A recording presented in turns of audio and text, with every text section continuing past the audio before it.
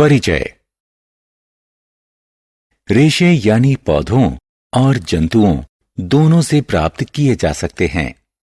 कुछ परिचित पौधे जैसे कपास, जूट और सन रेशों के प्रमुख स्रोत हैं। रेशों के कुछ प्रमुख जंतु स्रोत हैं भेड़, बकरी, ऊंट, एल्पेका और लामा।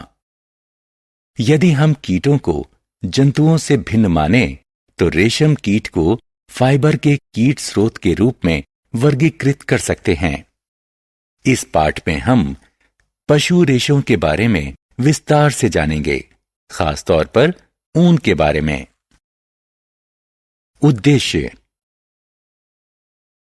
इस पाठ के अंत में आप निम्न करने में सक्षम हो जाएंगे: ऊन की विशेषताएं बताना, भेड़ की ऊन का वर्णन करना, उन जंतुओं के बारे में बताना जिनसे ऊन मिलती है,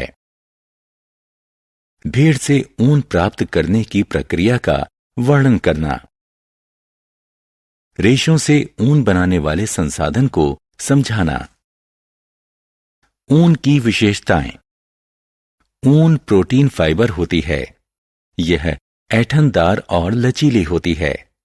ऐंठन ऊन को फूला हुआ बनाती है और ऊष्मा को रोकने में सहायता करती है। ऊन नमी और ध्वनि को सोखती है क्योंकि यह खोखली होती है। साधारणतया ऊन क्रीम जैसे सफेद रंग की होती है, लेकिन यह काला, भूरा या चांदी जैसे रंग में भी हो सकती है। ऊन हाइपो एलर्जिक होती है। दूसरे शब्दों में यह मनुष्यों में कम एलर्जी उत्पन्न करती है। भेड़ की ऊन। ऊन का मुख्य स्रोत भेड़ है। ऊन प्रदान करने वाले जंतुओं के शरीर पर बालों का मोटा कोट होता है। उनके बाल बहुत सी हवा को रोक लेते हैं। क्योंकि हवा ऊष्मा की कुचालक होती है, इसीलिए बाल जंतु को शुष्क और गर्म रखते हैं, जो ठंडी और कठिन जलवायु में जीने में सहायता करते हैं। भेड़ की बालों वाली त्वचा में 2 प्रकार के रेशे होते हैं: कड़े गलमुच्छे वाले बाल और त्वचा के महीन मुलायम बाल। महीन बाल ऊनी कपड़े बनाने में प्रयुक्त होते हैं और कड़े बालों का प्रयोग गलीचा बनाने में होता है। जंतु जो ऊन उत्पन्न करते हैं। भेड़ के अलावा कई अन्य जंतु भी ऊन का उत्पादन करते हैं। ये जंतु हैं याक। याक की ऊन तिब्बत और लद्दाख में सामान्य है। अंगोरा बकरी। यह पहाड़ी क्षेत्रों जैसे जम्मू एवं कश्मीर में पाई जाती हैं। इससे प्राप्त ऊन को अंगूरा ऊन कहते हैं। कश्मीरी बकरी। इससे प्राप्त ऊन बहुत ही मुलायम होती है और इसका प्रयोग शॉल बुनने में किया जाता है। ये शॉलें भारत में पश्मीना शॉल के रूप में विख्यात हैं। ऊंट। ऊंट के शरीर पर पाए जाने वाले फर का उपयोग भी ऊन के रूप में होता है। लामा और एल्पेका दक्षिण अमेरिका में पाए जाते हैं और ऊन का उत्पादन करते हैं। आत्म मूल्यांकन। अब आपकी जानकारी जांचने का समय है। आपके लिए एक गतिविधि है। सही चित्र पर क्लिक करके जंतु के रेशे को पहचानें। रेशे से ऊन तक। ऊन की गुणवत्ता अच्छी होने के लिए भेड़ को अच्छा पोषक आहार खिलाना चाहिए। घास चरने के अतिरिक्त इन्हें मिश्रित दालें, मकई और ज्वार खिलाना चाहिए।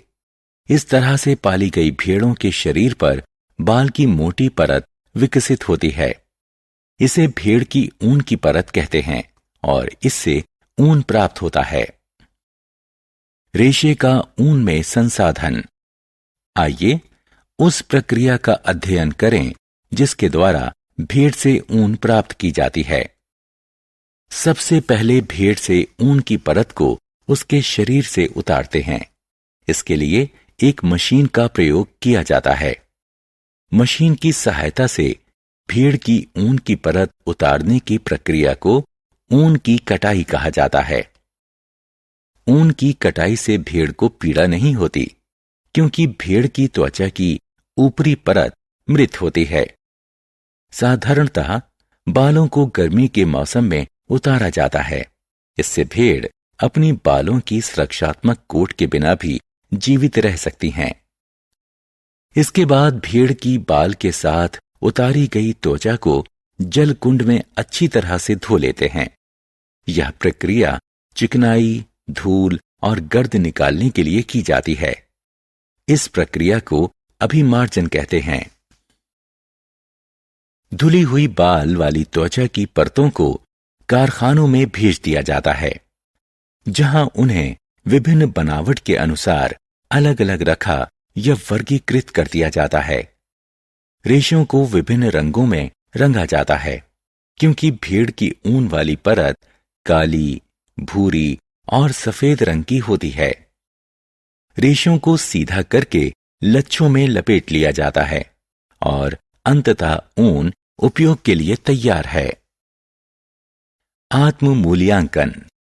अब यह जांचने का समय है कि आपने क्या सीखा है।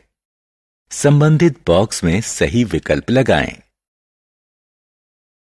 सारांश। आइए हमने जो कुछ सीखा है उसे संक्षेप में दोहराएं। ऊन एक पशु रेशा है। इसे भेड़, बकरी, ऊंट, एल्पेका और लामा से प्राप्त किया जाता है। ऊन प्रोटीन रेशा है। यह ऐंठन युक्त और लचीला होता है। मशीन की सहायता से भेड़ के शरीर से त्वचा की परत से ऊन निकालने को ऊन की कटाई कहते हैं।